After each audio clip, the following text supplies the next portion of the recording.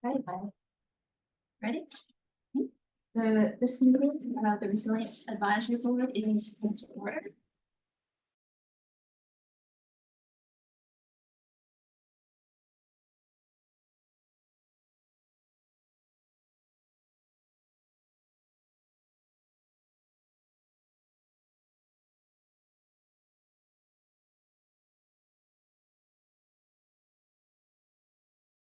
So congratulations to them and his wife, and under our bylaws, this absence is excused. That's a good reason. That's what it takes, huh?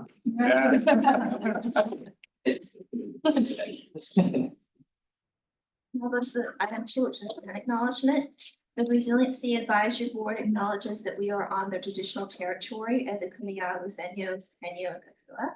Today, the Kumeyaw people continue to maintain their political sovereignty and cultural traditions as vital members of the San Diego community. We are honored to share this space with them, and we thank them for their stewardship. Item 3, does anyone want to suggest modification of the agenda? Anyone want to move to adopt the agenda as is?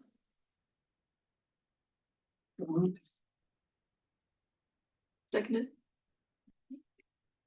Morgan moves, board members seconded. Approval of the minutes. Anyone have any questions or comments about the minutes? I did have one question or comment. It shows, and I forget that I don't know what it is. Didn't print that. I didn't even. I got abstained from a vote. I know. I just recall abstaining. Also, I do did recall. we it skip because an I item? was- Or did I copy the agenda over? Oh, we did, announcements and board member comments first. You're right.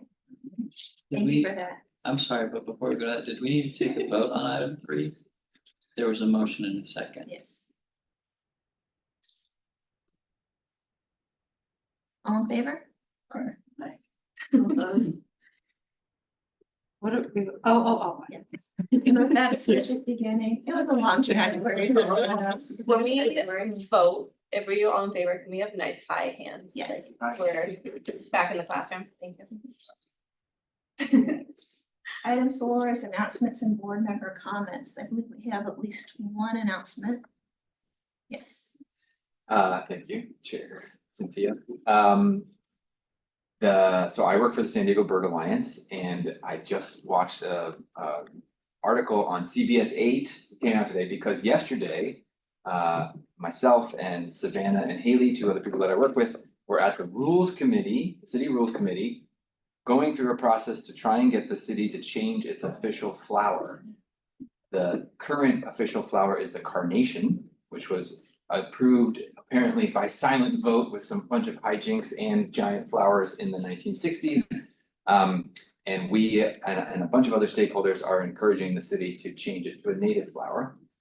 I'd be happy to talk about the process that we're following, but basically the stakeholders are putting together a list of candidate plants that meet 6 categories, including whether it has a Kumeyaw name, and that's kind of the one that has that narrows it down. It's the most biodiverse county in the country, but a lot of names have been lost from Kumeyaw language for sure. So the Ipai or a Tipai name really narrows down the species that are still options for a new city flower.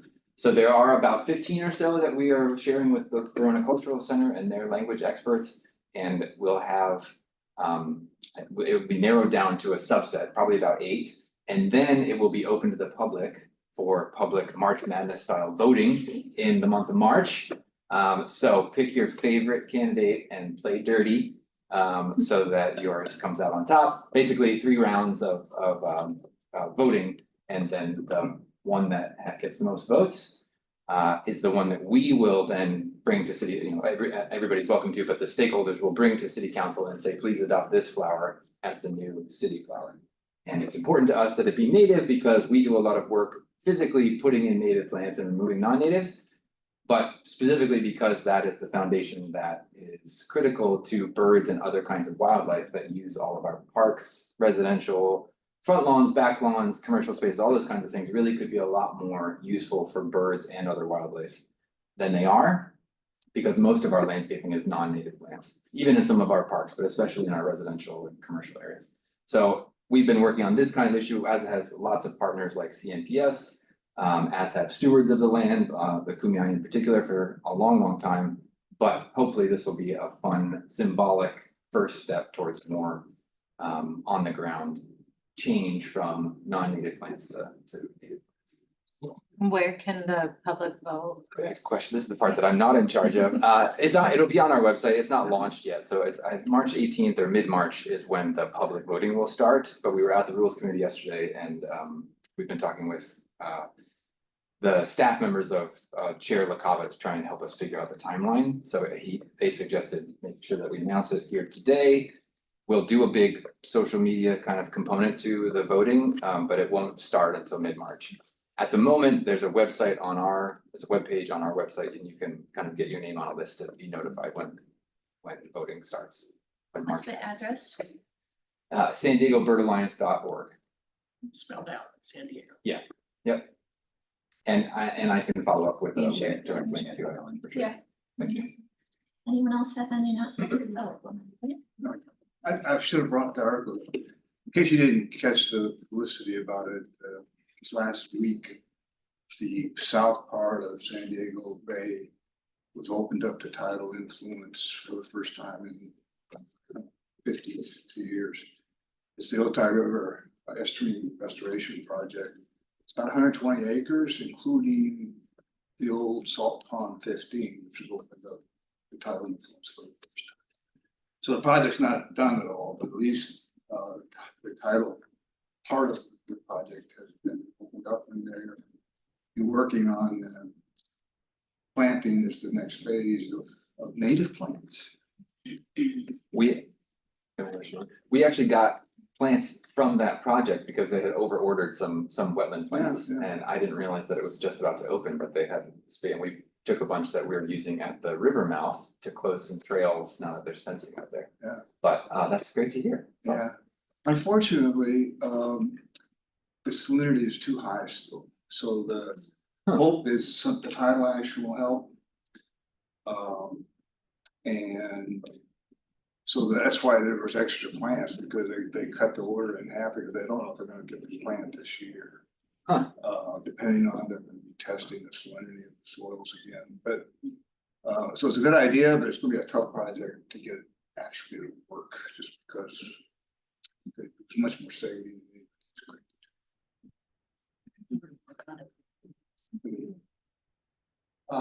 Let me see if I can find the article that came out, I'll just send it out. Or it's San Diego, that's what it's about. So the lead on the project is US Fish and Wildlife Service, and it's on part on their land. But also it's a mitigation project for the Carlsbad desal land. So as part of the mitigation for the impacts of that plant on fish and wildlife, they were required to do 120 something acres. So I've been working on that project when I worked for Poseidon years ago, and I just stayed with it kind of as described. It's early construction, but it's a long time coming, and we started work on it in 2011. One quick question, are the funding freezes impacting that Fish and Wildlife Facility? Well, luckily, they don't have to do much. I mean, they attend the meetings, and of course, they control during bird season, which is just about to start, right? Access to the site and that type of thing. But the funding comes from a company called Channel Side, which took over the funding side. So it is private sector money coming out of both operation of the plant, but also from San Diego County Water Authority, who had kind of a responsibility for the project long term. And anything they do, there's basically every agency has to approve. They still have a long list of things they need to do for the life of the desal plant. Oh, yeah. Thank And you. Yeah. Sorry, did you say that it's the habitat will be maintained long-term by the county water authority? Is that what you? Well, I guess you could say that in the really long term, before that can happen, Channel Side will have to have planted and then met rigorous criteria that the coastal commission put in place for a period of years, and then they can finally get out of that and then plant the area as part of the refuge, but the water authority would have long-term responsibility. Okay. Thank you. Anyone else have any comments or announcements? Make a note to send that. I have a couple. One that I don't know that we shared yet, is that we were awarded, City Planning Department, in partnership with San Diego Regional Climate Collaborative, Scripps, and the cities of La Mesa and Chula Vista. We're awarded an Extreme Heat and Community Resilience Grant, by the, California Office of Land Use and Climate Innovation. It's getting used to their new name here. So we're really excited for that, probably more to come, as that project gets kind of up and running. But as part of it, we will be working to update our urban heat vulnerability index, developing a heat action plan. We'll have a heat adaptation toolkit, be doing a lot of community engagement. It'll be focused on our most heat vulnerable neighborhoods. And we have some funding to do a pilot project as well, which I am particularly excited by, to be able to get something on the ground for communities as we're doing a more focused extreme heat plan. This is state funded. That is state funded, so we feel good about that. For our other efforts, our coastal resilience master plan that has both some federal funding and state funding, but we are mostly complete with the federal funding portion of the project, and the state funding is secure. So that is also good. At the beginning of February, our team attended Love Your Wetlands Day, which was a wonderful event, along with some of our Mission Bay park rangers. We shared about climate resilient SD, biodiverse SD, our coastal resilience master plan, our trails master plan, and equity forwards. We have a lot of different planning initiatives and programs. But it was, I think, a really great event. A lot of youth that were there too that we got to talk to. So nice to just be out in the community. And then last announcement, if you have not seen the news, the mayor announced some cost saving measures to help address our budget deficit. One of which is that the sustainability and mobility department is going to be reorganized a bit. But what that means for us in city planning is that we get to welcome the climate action planning team over into city planning. And I think that's really exciting because we'll have all of our climate folks under one department, or all of our climate planning folks under one department. So it's a bit of a reorg, but I think will help us in terms of efficiencies, and it's also good for the budget.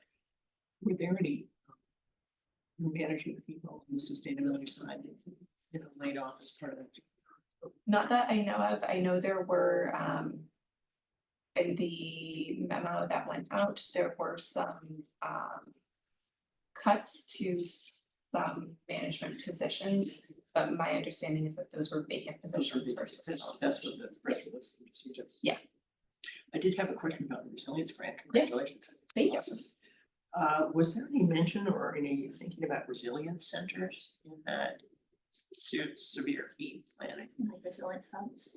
resilience hubs, call it different things? As an option, so that would be something that would be further explored in the toolkit. Within climate resilient SD, we do identify resilience hubs as a strategy to explore further, whether those are city-led or community-led. And within the extreme heat plan, that would be something that we would explore further with the community members, particularly if we're looking how to be a community-led resilience hub, understanding, you know, where the city can support those efforts. Will there be an outreach plan? There will be a significant amount of community engagement that goes along. We appreciate the updates. Before moving back. Just quick reminder, if you have your phones or iWatch, please turn off the sound. Not picking on anyone. I think I heard 4 different beeps. So. Who's counting? And we don't want people at home to think it might be theirs.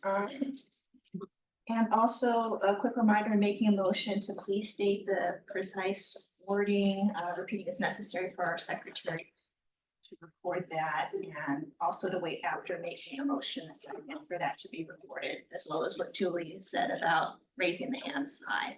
That makes it easier for me too, so I can appreciate it. Right, back to the minutes, I think Morgan had a question.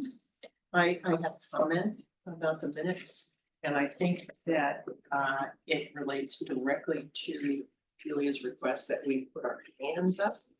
Because I was attending virtually last time. I think there was a vote where it was recorded that I had abstained. I think I had my hand up, but it was in a sling and nobody saw it. I thought you had verbally said that. Yeah, I don't think I would have done that. I remember hearing that. Do you? Yeah. Well, I don't remember doing it, but that's fine. Then we can let it Yeah. stay. I confess that my brain was not exactly 100% last time. Yeah, you were so traumatized. I don't think I would have said abstention if you. I just figured didn't someone say had it. looked very quickly and not noticed. I That's can okay. always Not a worry. confirm with the video too, if that's helpful. Oh, yeah, If that's the case, we could go back and we could. I would draw the comment. It's not that important. I just want to make a note that we don't need to record abstentions, at least according to the parliamentary procedure, yes, which makes it easier. Okay, Any other questions or comments about the minutes?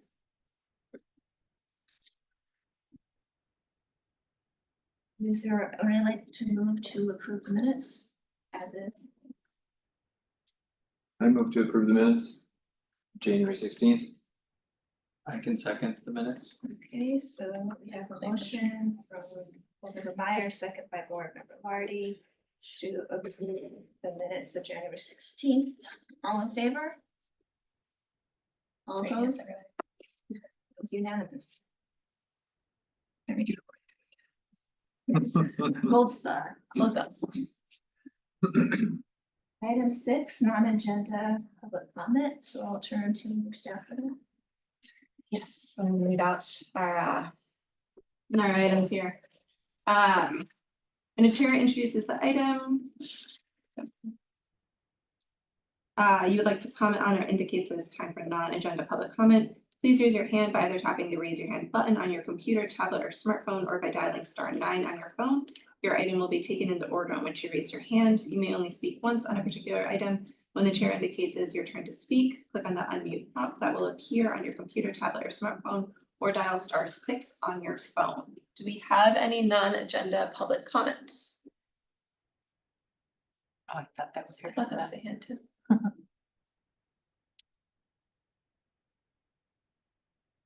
It looks like we do not have any non-agenda public comment. Wonderful, thank you. We do encourage people to step forward if they do have any comments, then of course we move to our action items. Item 7, we do not have any unfinished business, so we're going to item A, and that is discussion adoption of the amended 2025 annual work plan. I can go over very briefly the major changes, but we're not opportunity to review that. We, first of all, great big thanks to city staff for their thoughts and comments, as well as for feedback from our last meeting from everyone. We moved some items around. So for example, duties and functions are now at the beginning. Instead of 3 priority goals, we have 1 primary goal and 2 priority goals. We changed strategic issue to resilience topics and fleshed out descriptions of the potential topics. We updated the calendar, one presentation to the environment committee, and we removed the board meeting to early that month so the board can meet before we present to the environment committee. And we incorporated some more flexibility and recognition of limited city staffing resources. And for the rest of the task force, anything I missed or anything you'd like to emphasize?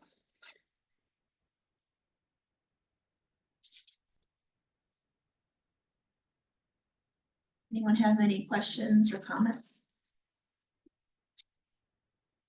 Good work. I'm having trouble opening it, so I can't. If, this is such a small thing, but it's one of the objectives, it's inconsistent how. And I don't know if it's like everything's in an action, like advised, and then one of them says something. Building, it should say build the communities, Sure, I'm not sure.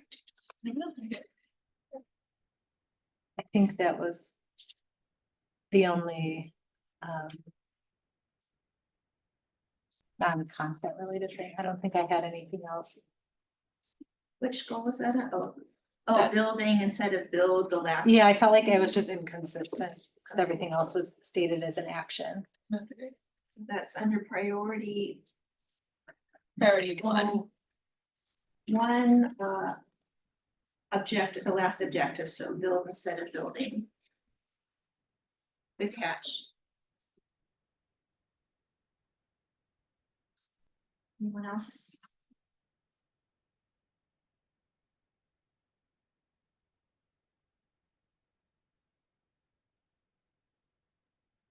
Anyone want to make a motion to approve with that amendment?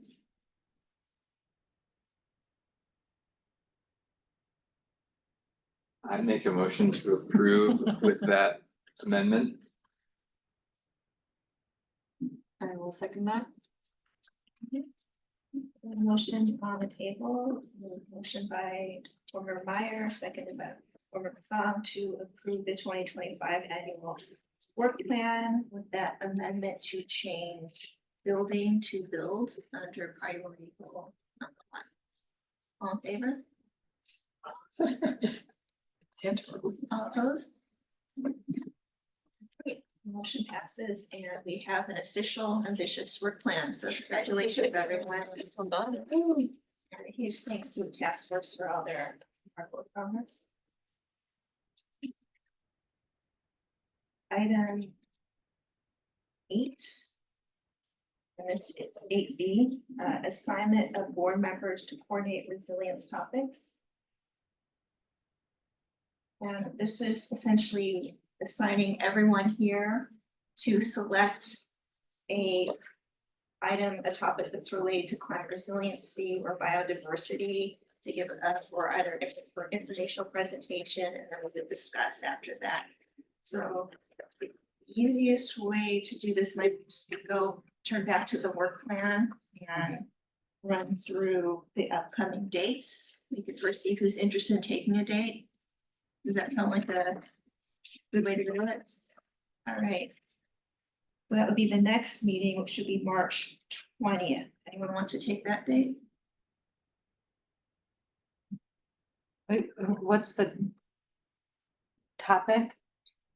That will be decided by each board member. Okay. Now, does this mean, Oh, I might interrupt.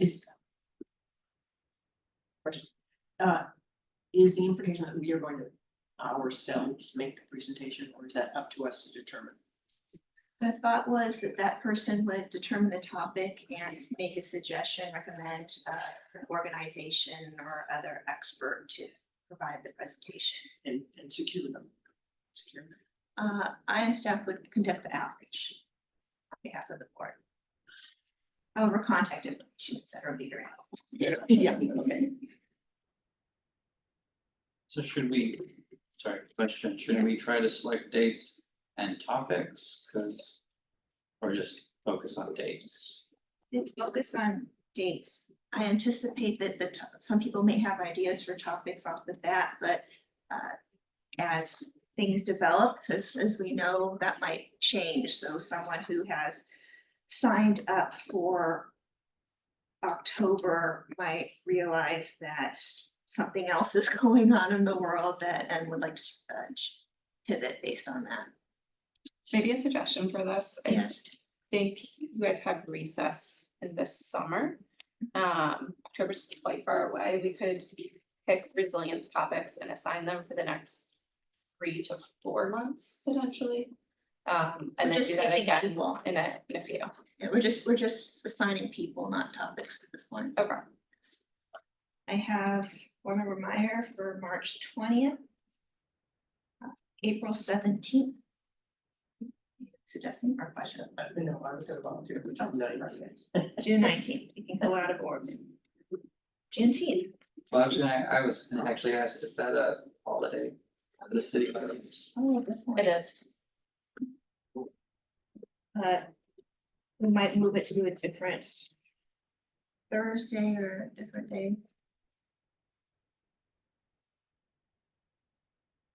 Of course, this goes to these dates and agenda items below are stuck into June, so we have some flexibility. Would you like to still sign up for June in general? June in general. Okay, I can do May. That was board member gone. Did someone already volunteer for April? no, I could do that. September is joint meeting.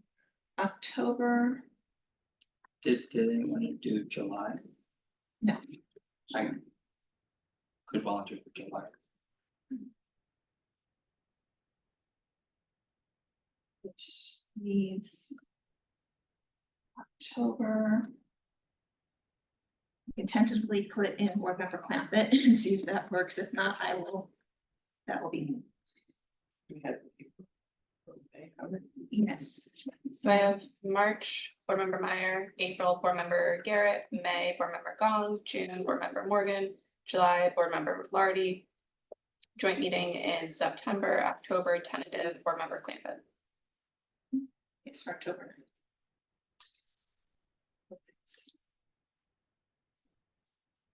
Which means that board member Meyer, it will be up for March 20th. As long as you get Julie and myself the contact information in the next, if a week or two, it takes a while. Yeah, okay. I think it will. Right, Can I, just, well, we talked about this at the work plan discussion, and I think here as well, but just to set expectations.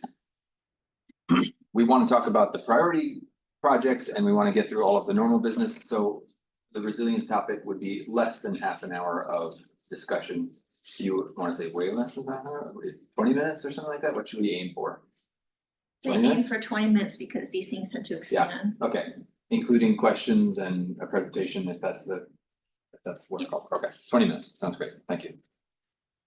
And of course, whoever's presenting can provide materials in advance. Yeah, okay. I also have a question. Yes, In terms of like speakers, can you remind me if we were sticking to city staff or was that something beyond that? it could be city staff based on availability, or it could be another organization. Or entity, I could say. And September is the month we're on recess. Now our recess in August, but we are tentatively planning a joint meeting with the other relevant boards for that. March.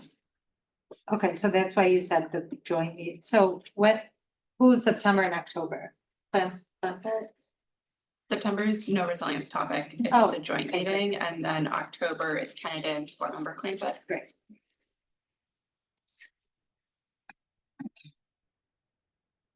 Any other questions or comments? Is there anyone, member of the public who wanted to add? Any public comment?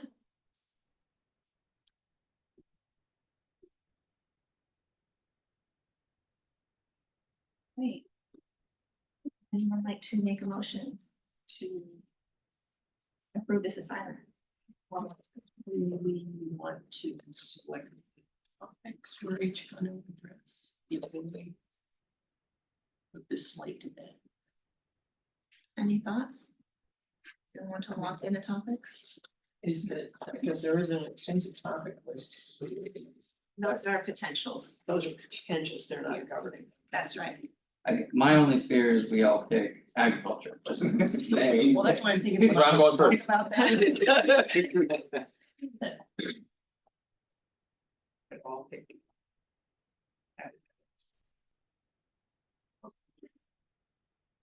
I'm gonna pick the energy topic. I think if there's flexibility, I would probably reshape it a little bit. The broad topic of energy. to- Energy resilience. Okay, energy.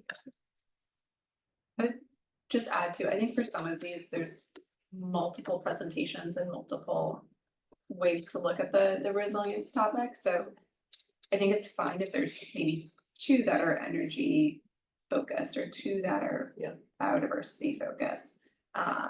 Just recognizing that there might be additional interest in some of the topics. And these are just examples, right? These. And building on that, like, that is a very large topic. So in a 20-minute, very much be an overview of, all the various pieces and subtopics that go in there, and maybe, some resources or directional guidance as to how it might go forward. Because otherwise, these topics, at least I know that one enough to know that it be very broad. I mean, either it's a broad discussion or it's gonna take a long time. Or you could focus on something specific. Yeah. Does anyone, well, does the group already have a sense of which topics they'd like to cover? I think I'd like to tackle an extreme heat topic.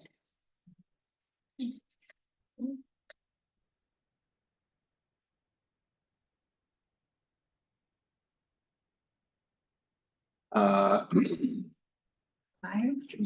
Can I, so I would be interested in doing the human health part of it. Again, very brief, or like in a specific slot of that broad topic, important topic. But then I started thinking that it might be good to have a native plant focus, since March will be the follow-up to the announcement thing. So can I do the value of native plants and its connection to native landscaping if nobody else wants to do that topic? It's your discretion as long as there's no competing interest between them. Okay, then I'll do that one. Board members, Gardy, Garrett, do you have a sense of which topics you're interested in currently? I probably was thinking something around agriculture and its habitat relationships in the region. Or potentially combined, sort of the working waterfront with fishing and that kind of thing. Probably a little too broad so that people find out. You've got some time. And board member Garrett, do you have a sense or like to give some more thought? I think energy, but maybe energy as it relates to like the water energy nexus and like the impact. Yeah, water energy together. So what I have here is board member Meyer on native plant focus and value. Board member Garrett, the water energy nexus. And of course, how it relates to resilience. Board member Gong, extreme heat. Board member Morgan, energy resilience. Yes. Board member Morgan, are you going to, do you know if you would rather focus on like a front of the meter versus behind the meter thing? Cause maybe that's how we could also discuss Let's like let's offline. talk about it. I've- Yeah. I could kind of supplement, so we can Yeah. divide up that energy thing, but if there's a water related aspect, I might include that as well. Sorry. Board member Morgan, energy resilience, and we'll figure out how to divvy up that very large topic. Yeah. There's plenty. there. Yeah. Board member Lottie, agriculture, habitat, relations, and or the working waterfront, and fishing. And board member Clampett is not here, and we're not gonna volunteer for any topic. Stan, are you? Yes, yeah. Lee Walters. Hey man, Stan. You know what? I just like working on. Oh, I already here's moved one. two right now. Yes, I believe that we can do that for November as well. Would you like that slot? Yes. Yeah, this has to be a shot. Oh, yeah, if there's room in November, I could do some. So I didn't see it listed as one of your examples, but I will do something around water. Water in some aspect related to specifically San Diego's condition versus more general. Water resilience. Well, I thought I made it out of that. No. Going through everyone to make it, Sorry. that's why I go through it 3 times, just to make sure. So maybe I'll talk to both of you offline and just hear your general backgrounds and what you, and then I could kind of fill in between those things. Yeah. Yeah, Five hard. Believe that all the slots are filled. Do not have any public comment. So I think in that case, is there a motion to approve this Board of Assignment and tentative topics? I'll make that motion. I move that we approve this tentative list of topics and leads, the assignments. A second. Note Motion, the word tentative. I noted it. so we have a motion, a second to approve this tentative list of topics and leads. All in favor? All opposed? Motion carries. We have one's assignments. Looking forward to these discussions. Me too. Item 8C, creation of ad hoc subcommittees on the 2025 annual work plan priority goals, which we just adopted, so it's now official. We already have an ad hoc entity overseeing priority goal number 2, which is on wildfire. So discussion of creation of one to cover or to oversee implementation of priority goal 1, which is establishing a strong foundation. I'd be interested in chairing that particular ad hoc subcommittee.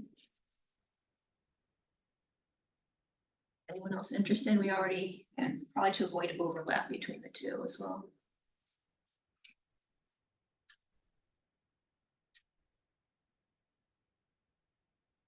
Can you remind me who's on the wildfire ad hoc subcommittee? Great, yeah. So I'll look over at this side.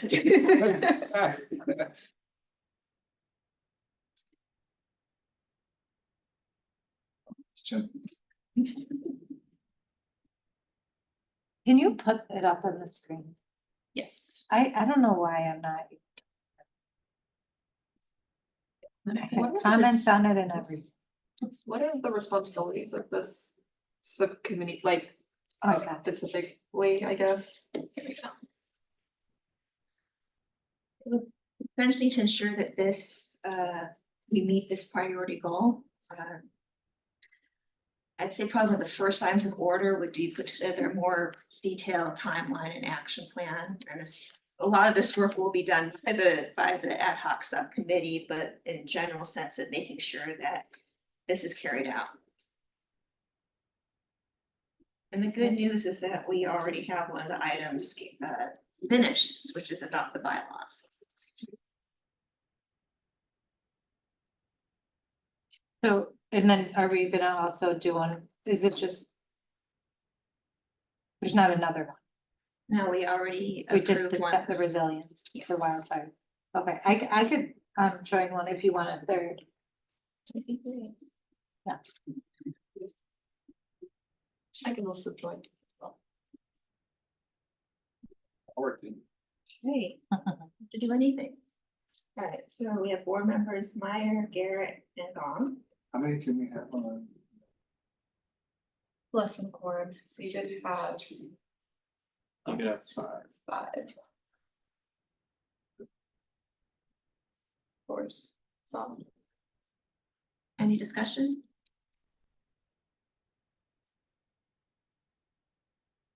For both the, just to clarify, for both the ad hoc subcommittees, they should be discrete in their task and their timeline, so it's not that you'll be on the ad hoc subcommittee all year, it'll be like a few months, a couple meetings. To kind of lay out the foundation or strategy going forward or schedule timeline of how the board is going to meet the priority goals. Do we have public comment?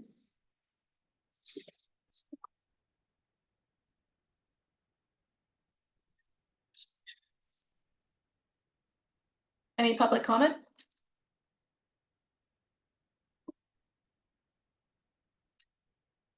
So, no. In that case, if anyone would like to make a motion to approve the creation of this ad hoc subcommittee for priority goal number 1. A motion. Let me state the thing. Okay, I motion to establish a subcommittee for priority goal 1, which is to establish a strong foundation. It will consist of board members, Meyer, Gong, Garrett, in addition to Chair Harris. A second. Motion second on the table for creation of the ad hoc subcommittee on priority goal 1 as stated by Secretary Garrett. All in favor? All opposed? Motion carries. So we have item number 9A, which is report of the ad hoc subcommittee for priority goal number 2, which you just mentioned, to improve community wildfire resilience. Is the subcommittee members ready to present on that? You don't mind, Stan, maybe I can kick it off a little bit and then ask you, and then Eric, if there's anything that you wanna chime in on, you're free. So we met a few times, related to talking about this broad category. I think one of the things that's very apparent to us is that it is a very significant category. And there's a lot of different potential nuances and rabbit holes to go down. I think what we tried to focus, at least this report, I know today, on is what are 2 of our sort of recommendations for things to look into, and then kind of what are some different ways and lenses to look at this topic. I think recognizing that the ad hoc subcommittee is finite, I think I, at least myself, be interested in from the rest of the committee, what would be helpful to set us up for a more detailed work program that can be eventually transferred on to the topics for the rest of the year. Sort of a few of the broad things that we talked about is state legislation, our built environment, responses, and then how to potentially involve business and community efforts. And then one of the first things we were going to ask the city, recommend we ask the city is, what's the approach for the city updates to the safety elements to implement? There's a few state laws related to resiliency and disaster response, SB 99, AB 747, and AB 1409. It looks like the climate resilience SD plan incorporates some of those, but it's not clear, at least to me, on how everything is addressed. And then there are, active new articles and press releases coming out. The governor released or stated that the Southern California region is getting new maps for fire hazard risk next month. So this is definitely a timely and evolving topic. So that was it. And then Stan put together a few slides related kind of one of the other facets we talked about. Yeah, thanks, Eric. If you look at what priority goal 2 talks about, one of the things it mentions is that the wildfires impact multiple sectors. They're not restricted to just one part of the community or one sector in terms of the people involved. It's a pretty complicated system. That's what I found just delving into it really for the first time. So we talked about a number of things like Eric was explaining, but to me, I couldn't put it in a logical, order to figure out which ones of the things we should look at. So we talked about trying to break it down so that the whole board could have a big picture kind of view of what's involved in wildfire. And then present kind of a way of looking at it, maybe to help all of us who don't work in that area have a better grasp. So that's what this presentation is about. If you look at this slide. We already talked about at our last meeting that wildfires are something that in Southern California we're gonna be facing more and more of. We saw that, of course, in LA and even here in San Diego last month. So, but there's lots of actors involved. So the question is, which part of this are you actually working on at any time? And how does it relate to the other sectors or involvement of other people? So what we try to do is figure out an approach. So I just labeled it the quadrant approach, just saying we're going to divide this up into 4 big pieces. So the next slide kind of outlines that, but let's go on to the areas. So there's 4 general areas that we can identify in which there's a whole network of activities and relationships and governing laws and everything else. But one approach is to break it into these 4 general categories. Of course, there's the whole governance of the systems involved from the city's point of view. There's the response itself and things done to try to suppress events from happening. So those are very technical and very specified. And they're pretty well organized among themselves and communicate as far as we can tell. There's also just what happens in the community. And how do you get the community prepared for what we're going to be seeing with wildfires in the future? And then, of course, there's also the private sector or people who are involved in this in ways that are different. In that they could be providing infrastructure, the energy companies, of course, but insurance is a big part of this now. So those are the kind of 4 general areas. And then if you'll go ahead a little bit further, next slide. So just taking each one of them so you'll know who we're talking about. So emergency response, of course, we've got fire department and CAL FIRE, county fire. And again, here, this sector or quadrant that we're talking about are the people that are really out there responding to an event or trying to keep an event from happening by taking some activity. Next. In this area, city government, of course, is key, and in that, Office of Emergency Services has a definite role. But it involves regulatory systems within the city and communication, what happens after floods, and kind of the work we're doing. So this again is not going out and fighting the fire or helping it pick things up afterwards, but it's the structure. So as Eric just talked about, there are new maps being put out by the state identifying different levels of fire prone areas and the requirements for them. And those are going to impact a lot of people in San Diego. Next. Well, in the community, there are fire safe councils and homeowner associations, of course, get involved, neighborhood groups, environmental organizations. Fire safe councils are interesting because in the wildfire urban interface areas where there's been fires in the last 20 years, some of those councils are pretty involved. I mean, they've got resources, they've got people that are just been, for example, where I live at Scripps Ranch, after 2003 fires, that community just really got organized. And so they have a very active community fire safe council, but other areas of the city don't. And have to rely on other ways to get involved with the fire issues. Next. And then we've got San Diego Gas and Electric, which is a key player, of course, as we know. Insurance, most of the people where I live have had their insurance either canceled or significantly increased. because of past fire issues and being zoned or put into a very high level risk area. So it's already a big issue and it will get much bigger after what happened in LA.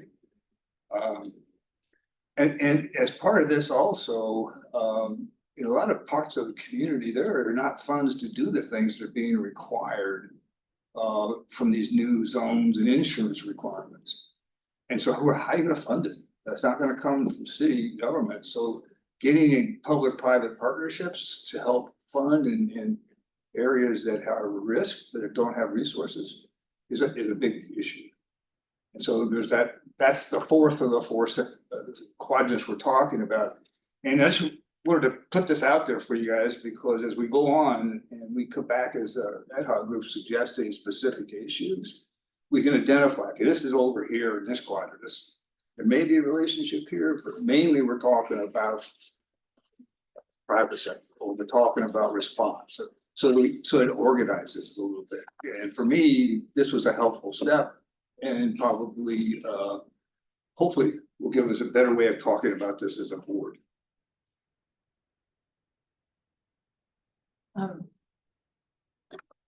Dan, really good job. That was, I love the way you organized that. It made so much sense, and I think it will do just as you said, provide a framework for us to work on this. Well, I'll tell you, when I first started looking at this stuff, and of course, like Eric said, there was 3 or 4 articles in the paper every day and on Yeah. TV, and trying to figure out how do you get your hands around this thing? Yeah, you did a It good was a job. little hard for me, so I did this for me and shared it with Eric, and they said, please give it to the board as well. I mean, I think to build on what Stan was saying, and to maybe put a little bit of another take on what the subcommittee did. We kind of came up with the 2 recommendations that Eric was mentioning. The first one being, let's look at where the city stands with regard to the general plan element. So that was number 1. Number 2 was Stan's excellent suggestion that, you know, we with this context in mind, and thinking about the communities that are really the front line of wildfire resilience, what do they need? What are they confronting? And what do they need?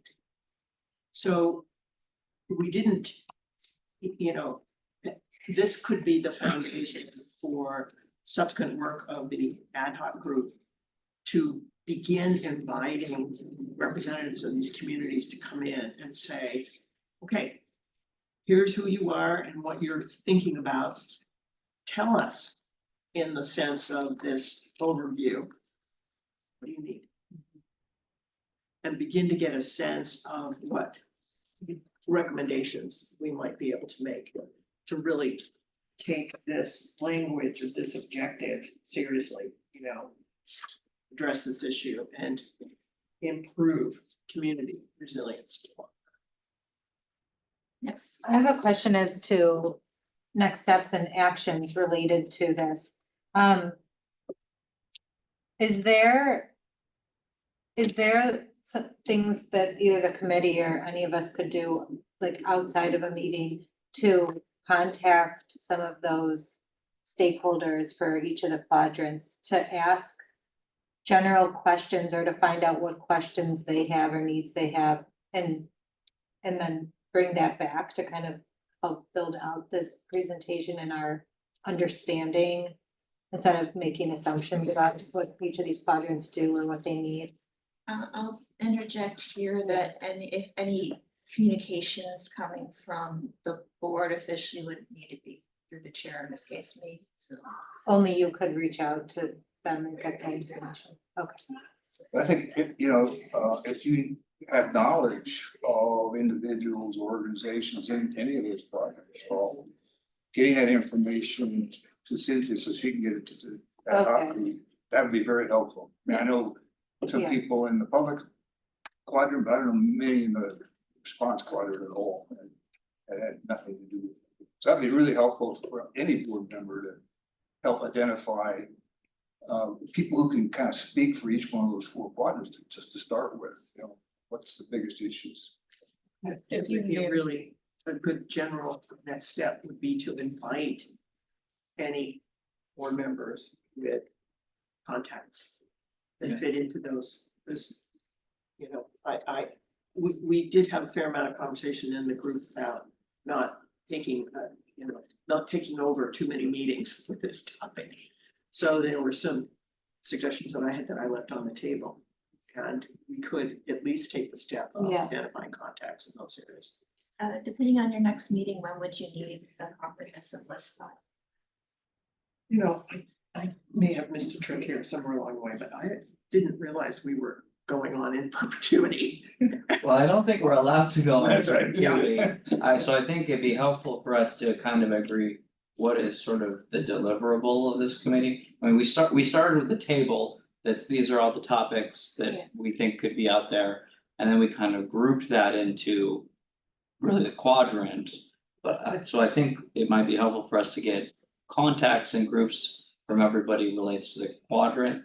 And maybe we can turn that back into a table that we can kind of present as these are each of those topics, these are contacts that the whole group has provided. And then because at that point, it's probably good for the chair to then start reaching out to some of these groups and inviting them in. Or for us to make recommendations on Who to start with. how to do that. One quick thing on the contacts, just so if people don't want their contact information as public record, what I would suggest is that that's not something that becomes a meeting material, but if you have contacts, you can do an introductory email to Cynthia and myself and say, you know, interested in having you come forward and speak on next topic, the Resiliency Advisory Board, and connecting you with Chair Harris. With regards to the ad hoc committee, I think I would suggest maybe 1 to 2 more meetings max for the ad hoc committee. And for the board as a whole to kind of think through, you know, where you end on your objectives for this priority goal is having a report or a set of recommendations that will go to the mayor and the city council. So thinking about how you get to that point that you kind of understand what are those recommendations that you want to give to the mayor and city council. I think this is a fantastic start. I'm just gonna go back to your quadrant of starting to kind of break down maybe what are those different components to wildfire resilience? And for today, it might be really helpful for you guys to talk through like, do you want to dive into each of these quadrants? Do you want to dive deeply into one of the quadrants? How do you want to kind of break this apart more and figure out what are those policy recommendations?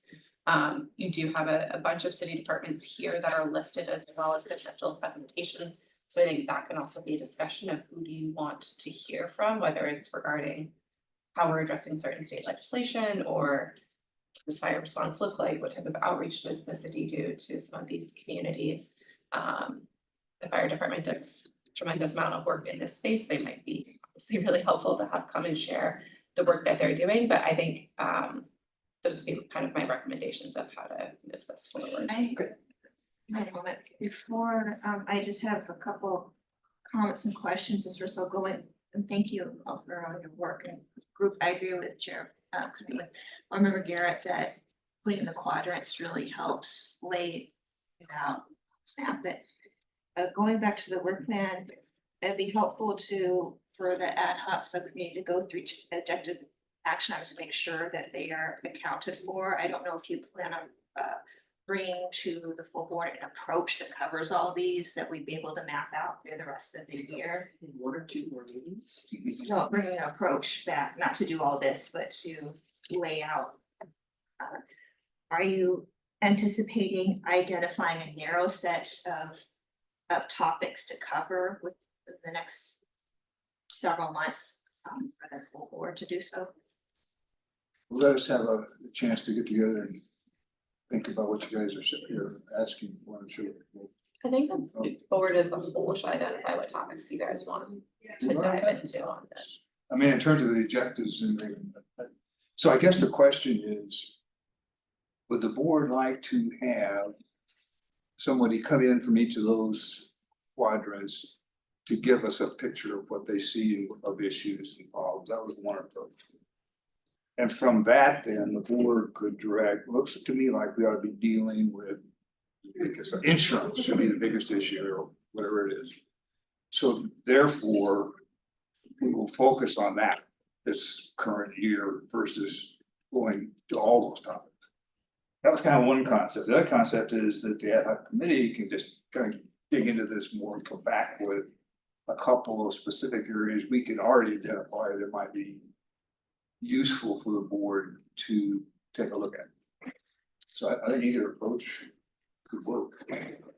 And Yeah, I guess I'm feeling very limited by two things that Julie said. I really appreciate the clarification on. One is the limitations on only a couple more meetings, and then secondly, at the end of which we need to be ready to make a recommendation to the mayor and the city council. I'm like, whoa. Yeah, wait. but My understanding is that as an ad hoc subcommittee, you have a finite number of meetings, and necessarily could be one or two, you could see if there needs to be another one or two. But then to set the full board on a course that the whole board could take it from there, at that point, and then the recommendations would be at the end of the year. yes, so your final objective under this goal is that there's a report and set of recommendations to improve San Diego's resiliency to wildfires. I would anticipate that would be part of your report to Environment Committee, that the whole board would have that report and recommendations. So certainly not at the end of the ad hoc subcommittee do you need to have that, that's kind of like what you're, as a whole board, what you're working towards. And just echoing Chair Harris on it doesn't necessarily need to be only one or two more meetings, but really thinking about the ad hoc subcommittee is having a defined, discrete purpose of what you guys are trying to accomplish. And I think that's the idea of like a roadmap or a timeline, or how are we looking to get each of these objectives completed so that the whole board can then take this priority goal forward together. And that would need to be sooner rather than later, since we will already be in March for the next meeting. The first approach that board member Williamson mentioned was bringing in a number of issues. At the next meeting, the board would identify a couple, one or two or three discrete issues we believe we could tackle over the coming months. And then I'd say wait to provide context until after that. So instead of sending a bunch of contacts to me, it would just be ones within that category. And then you mentioned another approach. You might even be able to do both approaches. You hear as a list of an exhaustive list of topics, and we recommend this view because of X, Y, and Z. I don't know if this is possible again, but if we identified a list of potential stakeholders from, you know, all these categories. And could we create some kind of like form or survey, or even just a body of email, whatever is allowed, that one of you would send out to these people to ask questions about these specific things and get their like feedback, and then start and then that would take up less time at the meeting. That's something that this ad hoc committee could do, or a second wave of it if it's exhausting. But to kind of better understand from each perspective of the stakeholders what's on their mind. And then we can from there maybe better decide who's worth bringing in for a deeper dive, since we do a limited time at the meetings. And I feel like that would inform the report that we would then provide to the city really well. But I mean, is that kind of thing even allowed? I think so. I'll have to confirm, but I think so. Okay. so I think one of the things, so thanks for the clarification, because I was gonna ask the same on the recommendations. I think we're way too premature for recommendations. We didn't have the final plan in our last meeting. And so I think one of the things that the ad hoc committee can do is look at what are the final work plan items? How do they fit into this quadrant approach? And come up with, these are at least the topics we would recommend starting with, maybe not a month, but a kind of a couple months that they would be in, and who would be the first people to reach out to as recommendations. And then the committee can talk about that and either make changes, modifications, the full board could talk about that, make changes, recommendations to it. That said, I think there was at least the one topic that we felt comfortable with asking the city for. And seeing if they could include on the next presentation, and. For food for thought, I think the fire department probably would be somebody who could have information ready that maybe they could come present. On kind of. Their readiness, I'm sure they have many stock presentations about fire in the San Diego region. Eric, could you restate the first action that you were saying about what we would ask the city for? What was that? Yeah, I would ask the city, and I could make a motion if the group was interested. In what their approach is to implementing SB 99, AB 747. AB 1409. Okay. In their general plan. We have this only as an information item, So though I don't know if we're any not making necessary. motion. Yes, well, it's a matter of an agenda.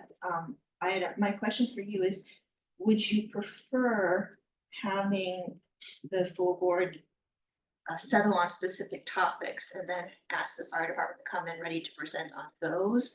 Or incorporation of plans that are particularly relevant to that topic or set of topics? I think that's a very specific list. Those state legislation. So just to clarify, that would be a request of city planning for the. Yeah, that I think is a very specific request of city planning. Got it, sorry. Fire department, I think I would be up to people's thoughts. I mean, I think that if you don't mind me. Okay. It's like toggling between things. Here's the other side.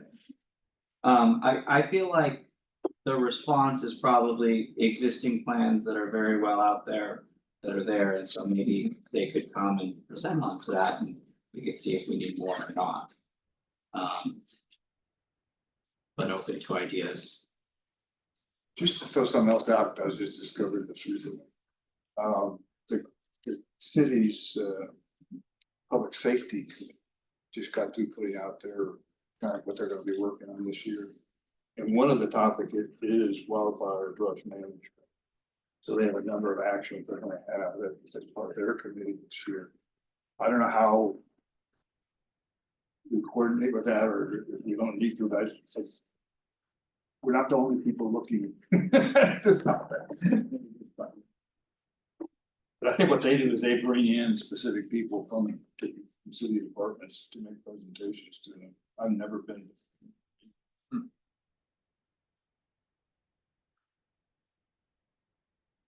If you wanted to coordinate them, I am not sure who their chair is, I can find Responsible. out. Fun. Yeah, it's my council person, I've heard of that.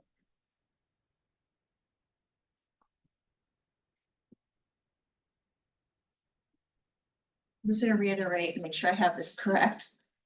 So for the next meeting, presentation from city planning department on integration of those state policies into our various plans. The ad hoc subcommittee would present topics at the full board. This would be an action item. The full board would select 1, 2, 3. And also city staff would by then know if we could develop and disseminate a survey targeted to relevant or stakeholder organizations. And that would be something to discuss. We talked about contact information. We could potentially, if that's the case, if we could do that, we could potentially target stakeholders that are particularly relevant to those topics we decide on. Just make sure we're following reasonable order of operations. I guess I have some concern about the survey, doing a survey and getting useful data, some considerable time. It might be something we want to talk about in the subcommittee. I'm gonna jump and say we should invite Jamie to join the subcommittee. Yeah, I mean, yeah, and surveys, it doesn't need to be a survey. I guess I just meant some outreach digitally to ask some targeted questions that could be useful to provide as part of the report, but also could help narrow down the speakers that could be useful.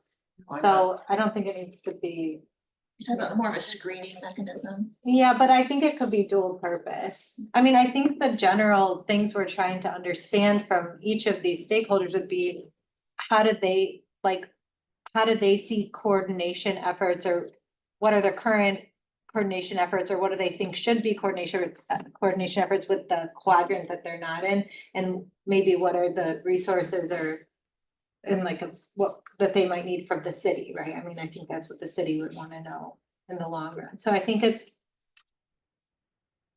there's obviously plans that exist that I think we should definitely review the public safety plan and everything, and yeah, hear from the city planning department. But I think we need to ask questions that we wouldn't find in those plans. Otherwise, what's the point?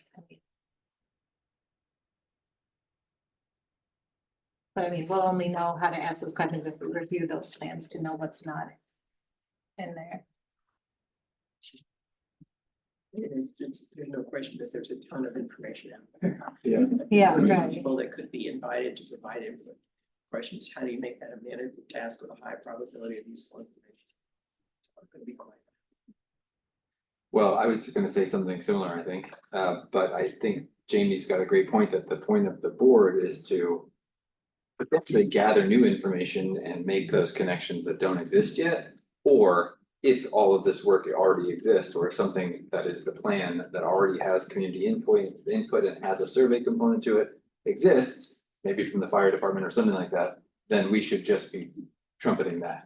It's not necessarily something that, I certainly don't know enough to know whether there are missing components yet, or whether there is something that's already out there that we don't need to redevelop.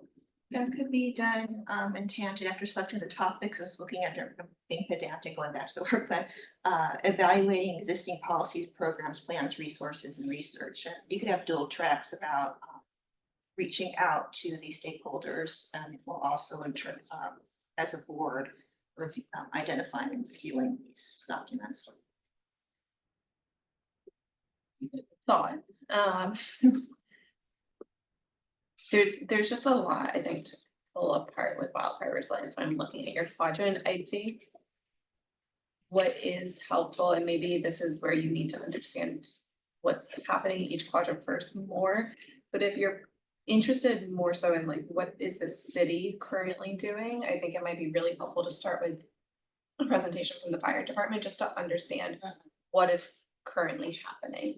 If you're more interested in some of those community preparedness or the private sector engagement, that falls a little bit outside of our purview, although the fire department does work really closely with the fire councils, with helping communities create community wildfire preparedness plans.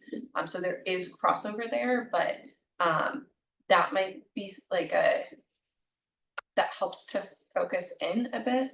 Of like, are you interested in kind of what is the city doing, or what are some of these like external forces that are connected to what the city is doing, like insurance, but really are outside largely the city's purview? I was gonna ask something similar to that, to the ad hoc subcommittee.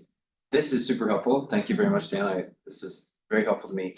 Do we think that all of these topics are the purview of the Resiliency Advisory Board? Or are there things that are not Resiliency Board related? I don't know. As one voice among the three of us, my recollection of this conversation was that of all of those things, we had prioritized the community fire safe councils. The community people who are on the receiving end of the need and the limited resources and all the other attempts to coordinate with them. And we're going to, the next step was some sort of limited, bring them in and talk to all of us. Some few representatives of fire safe councils and putting us what we need. That's my recollection of where we were headed with that one recommendation. And that this was the, before we introduce so-and-so from the fire safe council, this is the context in which they work. Did I misstate that? No, that was a good statement. I was just gonna add, I think part of it's how much do we need to know before we know who to invite and what they're saying, so. I think there's probably some level of education we as a committee want. And that's why I was recommending, well, maybe we should just first find out what the fire department is doing. Cause I'm sure they're doing a lot of things that we don't know about. In relationship to working with communities, preparing the communities. Preparing the communities and just knowing what's already out there. They have a full community risk reduction division within the fire department. Yeah. We'd have to see their bandwidth to come and present, but I think they would be the ideal. Maybe a little Division. less separate than rates. Yeah, maybe a little less. Rants is done. Are That's the great. three bills that you mentioned, Eric, ones that the city planning specifically would be the lead agency to Yes. deal with? Yep. Yes. Yeah, okay. And another related question that Julie, you might know, are there state resources? In addition to funding, which helps move cities in a direction the state wants, but are there people at the state level that come and help answer this question for cities? For incorporating the legislation or for wildfire resilience? For wildfire resilience, yeah. Somebody, it's, somebody from some state department, that would help a community, a city the size of San Diego with some of this, or they, Not from a long range planning perspective that I'm aware of. That doesn't mean that from either fire department or Office of Emergency Services, those are kind of different Yeah, sections of the state. They might have resources available. Don't remember which entity it is, but there is I think it's a state level agency that has a wildfire task force specifically. I'm just like blanking on who Yes. it's like run by. There is the statewide Office of Energy Infrastructure Safety. It used to be in the Public Utilities Commission that runs the whole utility wildfire mitigation program. That's a huge topic, and it falls, we decided, under private sector engagement for the utilities specifically. But it's OEIS. Good discussion, guys. You know what? My reaction to everything I've learned so far is that there's so much that focusing is on. So I guess I've kind of worked myself around to, can we identify any place we can make a difference? Other than just spinning our wheels, regurgitating what everybody else is doing. And I guess to me, that's what Eric said, is that if the direction we're going with climate change is going to make this a bigger and bigger issue over time, where are the people that are left out right now? Who aren't, protected or helped by a fire safe council, but they're still vulnerable. Who's in the city can do anything to help those people that are gonna face fires in the future? And how can we direct some resources or get the city to direct some resources, or the private sector even, to those communities that are, getting this high level of zoning that has to do with what you can do with your property even. So that's kind of where I got down to, is like, okay, can we just identify one of those quadrants which has some needs that we can make sure that these other quadrants know about it?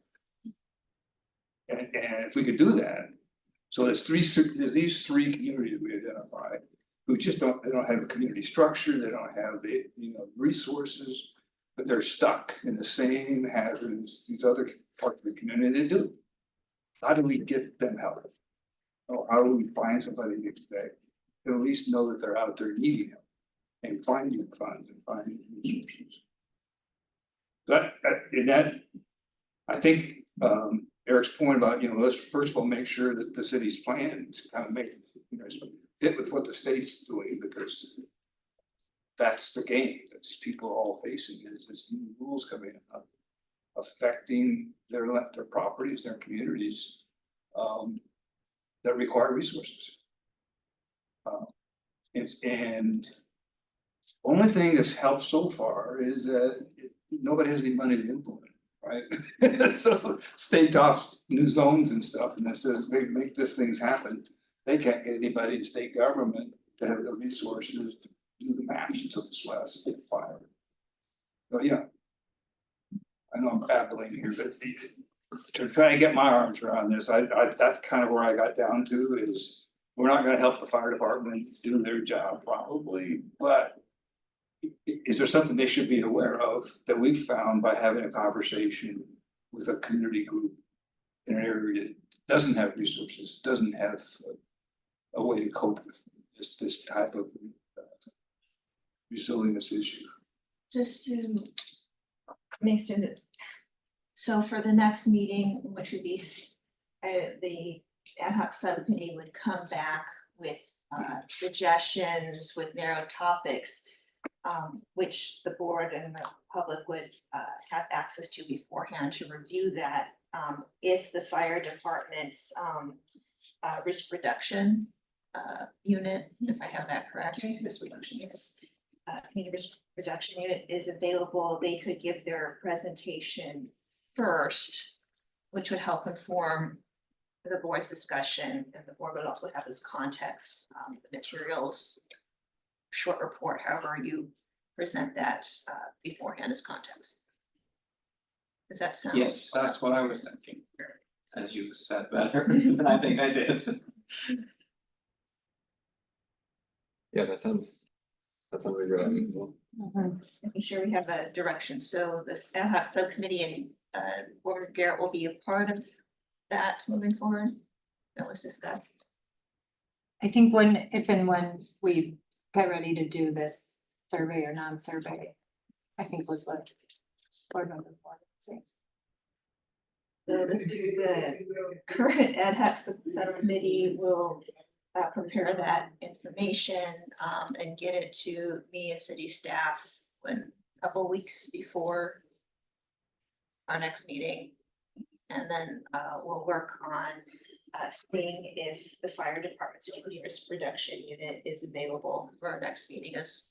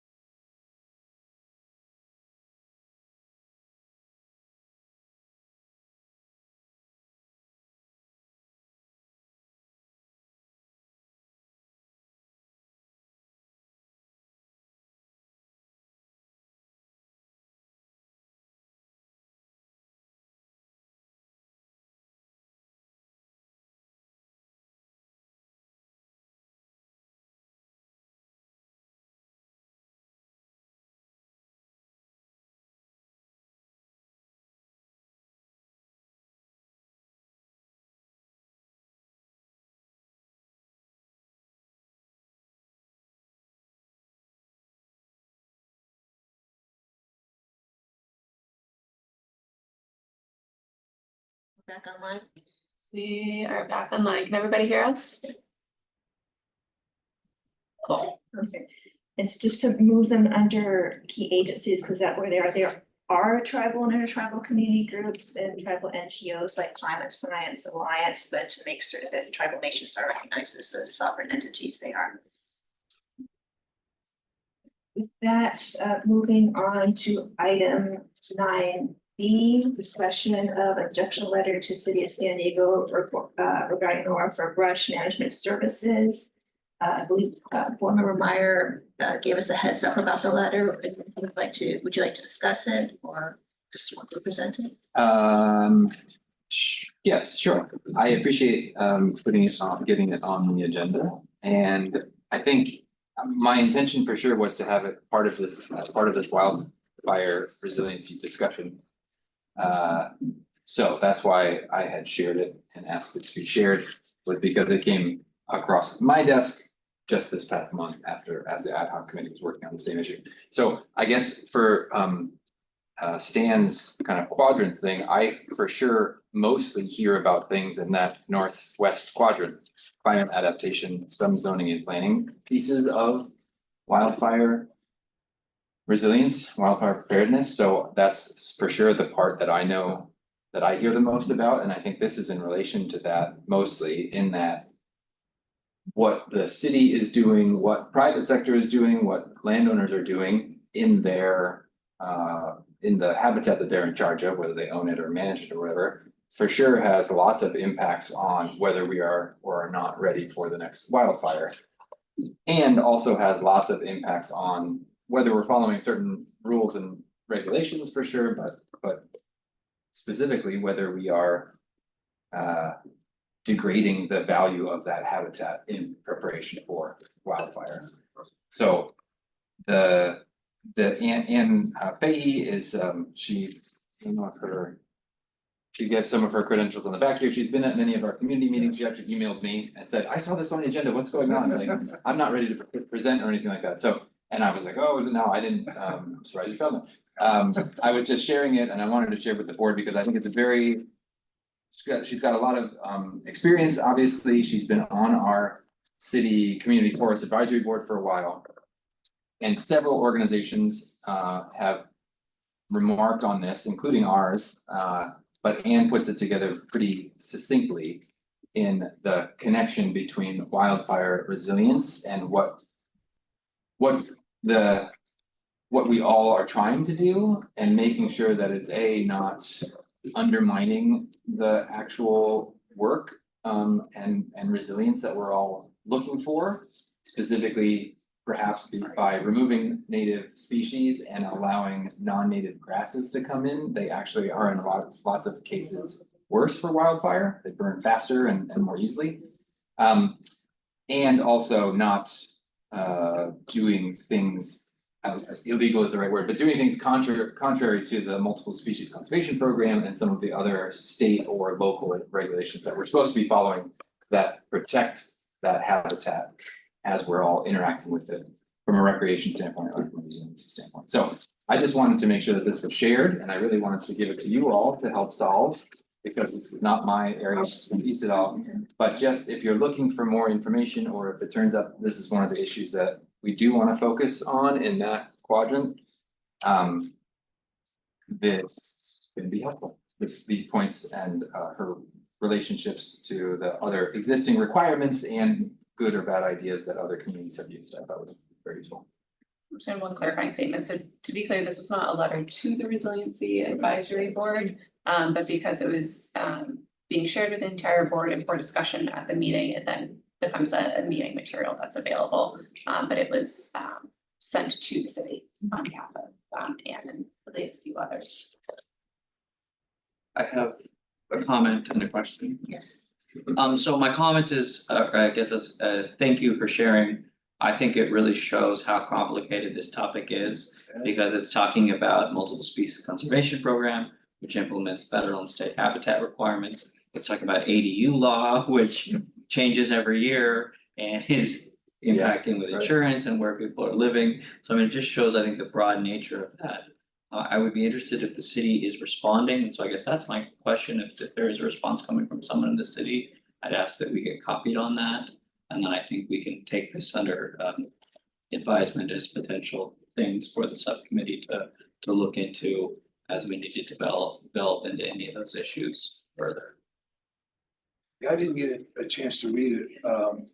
Is there a specific city action contemplated in the future that this is in reference to? The contract. It's an Contract, RFP, right? yeah. And when is that? Has it already been done? I believe the Nora comment period has passed. Yeah. So I think she is not, I mean, I won't speak for her for sure, but I believe that the regulatorily required way that private citizens and organizations can ask about this particular contract has passed. But it's one of many situations that will happen. It's for, this one in particular was for undertaking brush management on behalf of the city. So it was related to that piece and will happen again, for sure. Sure. Do you Yes. have? Just trying to make sure Yeah. who's going. Sorry. No. Do you happen to know the duration for the brush management services that are under contract yet? I don't, I sorry. don't know whether it's 2 years, 5 years, whatever. And then the second question or comment really was, I was pleased to see that a performance audit has been completed on that. And it's like, what, perhaps this will also come out in the city's response to this letter. She cites that no actions have been taken to remedy these findings. It'd be very interesting to know what plans the city has to address the recommendations of that performance audit. One of the items of that public safety committee is looking at. Yeah, A question for city staff is, would the contract go before city council for approval?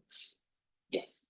So that would be an opportunity to revisit this. The performance audit is Thanks. Juliet, maybe you don't know either, but I don't know. I presume though that because it's not an actual Nora comment, that the city does not have to respond to this letter. at all. Yeah, so. Any other comments? There was an EIR referenced and it was saying 20 years ago in 2020. I was assuming that was a typo. I don't know if that is, if you're able to tell us what EIR is being referenced, or maybe we need to ask the commenter. I think it's on the last page. I believe it is referencing the previous EIR that was being. And maybe the impact review is 2020, our brush management EIR. I believe is older than 2020, but I can double check that. The original EIR might be 20 years old, and then a supplemental one was done more recently. Maybe.